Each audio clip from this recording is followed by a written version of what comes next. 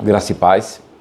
Hoje a nossa abordagem, a nossa meditação nas Escrituras é mais direcionada aos pastores e tem como título: Pastor, não altere os textos sagrados. Não altere. Mesmo que essas pessoas, ou seja, a grande maioria das pessoas, não permaneçam nos locais de culto.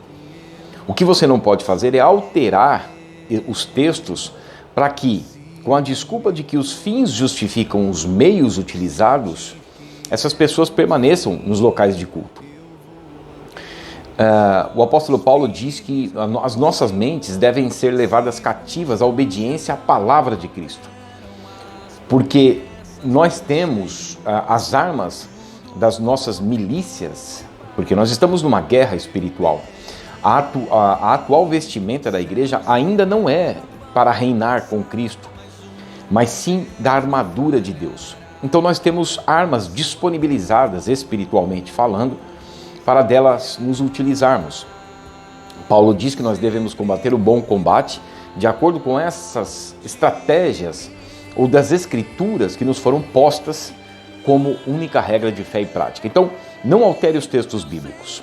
Eu quero aqui usar como o texto base, que está em 1 Samuel, capítulo 13, a partir do verso 8, quando Samuel se dirige a Saul, O texto diz assim: Esperou Saul 7 dias, segundo o prazo determinado por Samuel. Não vindo, porém, Samuel a Gilgal, o povo foi se espalhando dali. Veja, o povo foi se espalhando. E veja qual foi a motivação de Saul para desobedecer uma ordem específica do representante de Deus ali, como sendo o seu profeta Samuel. Então disse Saul: Trazei-me aqui o holocausto e ofertas pacíficas. E ofereceu o holocausto. Aquilo não era lícito ao rei fazer, mas sim somente ao sacerdote ou profeta. Mas ele teve motivos aparentes, e ele começou a se desesperar por aquilo e acabou desobedecendo a regra específica de Deus. Mal acabara ele de oferecer o holocausto, eis que chega Samuel. Saul lhe saiu ao encontro para o saudar. Samuel perguntou: Que fizeste? Respondeu Saul: Vendo que o povo se ia espalhando, pastor, se o povo for se espalhando, é problema do povo. Pastor, continue pregando as Escrituras, não se importe. Você não foi chamado para encher igreja. 1 Coríntios capítulo 4, verso 2 diz que o que se requer para você entrar numa empresa, existem pré-requisitos. O que se requer dos despenseiros, daqueles que estão pregando nessa dispensação do período de tempo que Deus está tratando com a igreja, é que cada um deles permaneça fiel ao que está escrito. O povo já se ia espalhando daqui, e que tu não vinhas nos dias aprazados. O apóstolo Paulo fala em 1 Timóteo capítulo 3, verso 14 e 16, ele diz assim: Para que se eu tardar, vocês já estão cientes de como deve se portar na casa de Deus. E aí Paulo traz uma descrição do Cristo crucificado, do Cristo ressurreto, que ascende aos céus e é glorificado nos céus e que voltará para buscar a sua igreja e para julgar este mundo. Então, veja, para que se eu tardar, e aqui ele está falando, você se atrasou, mas veja, nós já temos um compromisso com as Escrituras. Lucas capítulo 16, verso 8, quando Jesus fala da viúva que importuna aquele juiz e ela busca, ela consegue aquilo que quer, Jesus disse assim: Deus vai fazer justiça aos seus escolhidos, que a ele clamam de dia e de noite. Mas quando o Filho do Homem vier, ele de fato achará fé na terra? A fé bíblica?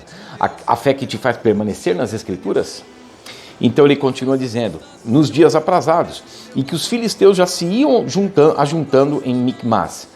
Eu disse comigo, veja, nós já temos uma regra específica, eu não tenho que discutir com a minha consciência, eu não tenho que discutir, ou seja, chegar a uma conclusão com outra pessoa, ou até mesmo com um pastor, mas sim, eu tenho que seguir o que está nas Escrituras. Agora descerão os filisteus contra mim a Gilgal, e ainda não obtive a benevolência do Senhor. Como não? Ele havia sido ungido o primeiro rei de Israel. Ele estava sob a orientação de Deus, ele estava com a palavra de Deus e a ordem de Deus específica. Como ele não alcançou a benevolência do Senhor? Nós já somos mais do que vencedores em Cristo Jesus. Você não precisa ter a sua vitória financeira, a sua vitória sentimental, a sua vitória familiar, a sua vitória, o êxito, né, a prospecção, as aspirações na questão profissional, enfim, nós já somos mais do que vencedores em Cristo Jesus, por aquele que nos amou. E forçado pelas circunstâncias, oferecia holocaustos. E aí a Bíblia diz que então Deus rompe com Samuel por conta de sua desobediência. 1 Timóteo 4,16, o pregador, ele é responsável não só pelas pessoas que estão ouvindo, mas consigo mesmo. Paulo diz assim: tem cuidado de ti mesmo e da doutrina dos apóstolos, o conjunto de ensinamentos bíblicos já estabelecidos como única regra de fé e prática para que todos possam. O pastor não é, a Bíblia não é a maior autoridade na igreja, como sendo uma hierarquia. A Bíblia é a única autoridade na igreja e todos estão em submissão ao que está escrito. Tem cuidado de ti mesmo e da doutrina, para que você possa salvar não só a você, bem como aqueles que estão te ouvindo. João 7,38, Jesus disse isso, né? Aquele que crê em mim, como diz as Escrituras. Então, nós temos que ser como os bereanos de Atos 17:11. Nós temos que receber a palavra, se de fato recebemos a palavra com alegria, diferente daqueles de Mateus capítulo 13, versos 10 a 15, que receberam de mau grado. Se de fato recebemos de bom grado, então nós vamos examinar todos os dias para ver se as coisas são assim de fato. Porque o objetivo da igreja, o objetivo do evangelho não é encher igreja. O objetivo do evangelho é salvação de alma. Romanos 1,16. Não me envergonhe do evangelho, porque ele é o poder de Deus para a salvação de todo aquele que crê.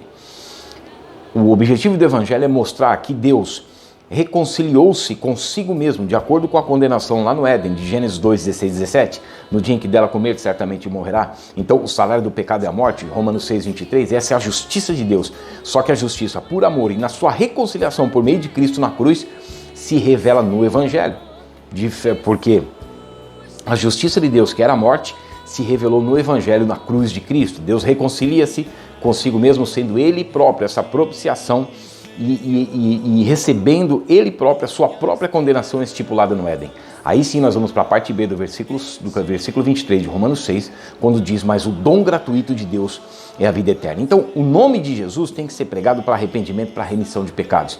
Lucas 24, 47. O objetivo do evangelho é nos desarraigar deste mundo tenebroso para nos fazer assentar com Cristo, em que Ele vai julgar aqueles que impiamente agem e que são impenitentes, que não querem se converter. Atos 2, 38, 40, Gálatas 1, 4. O objetivo do evangelho é crer, é se arrepender para serem cancelados os nossos pecados. Então, Jesus, quando diz assim, em Lucas 16, 8, quando o Filho do Homem vier, achará fé na terra? Quando Jesus vem? Jesus vem num período parecido com os dias de Noé, em que uma população global entre 700 milhões a 2 bilhões de pessoas, apenas 8 foram salvas. Jesus fala da proporção. Os dias que Jesus vier será o dia de Laodiceia, em que a igreja está lá dentro se sentindo bem, com uma falsa cura espiritual, de acordo com Jeremias 8:11, curam superficialmente a ferida do meu povo, dizendo a paz quando não há paz. É uma igreja hoje que vem proclamando vitórias financeiras e tudo mais, uma cura superficial, uma cauterização em que o entretenimento, o poder, a ganância, o materialismo está cegando essa igreja, tanto que ela precisa das suas vestes, que é a prática da palavra de Deus, ela precisa do colírio, que é a lâmpada para os nossos pés, e ela precisa do ouro para se enriquecer de fato, que é, de fato, a prática da palavra de Deus, até mesmo as perseguições, o calor das perseguições que purificam a fé para que ela alcance o seu objetivo final, de acordo com 1 Pedro capítulo 1, verso 9, que é a salvação das nossas almas. Essa igreja seria caracterizada como aquela que as pessoas estão se espalhando, estão indo embora, então eles estão alterando os textos bíblicos para que essas pessoas permaneçam. E elas estão lá dentro se sentindo bem. Apocalipse capítulo 3, verso 17. Eu estou rica e abastada e não preciso de coisa alguma. E Apocalipse capítulo 3, verso 20, o próprio Senhor está fora dessa igreja. Então, a mensagem é: não se preocupe, pastor, em encher a igreja. O próprio Deus foi abandonado. Salmo capítulo 81, versos 8 a 12. Jesus foi abandonado em João capítulo 6, versos 60 a 68. Nós vemos o apóstolo Paulo sendo abandonado. Todos os cristãos verdadeiros são abandonados porque as pessoas estão amando o presente século.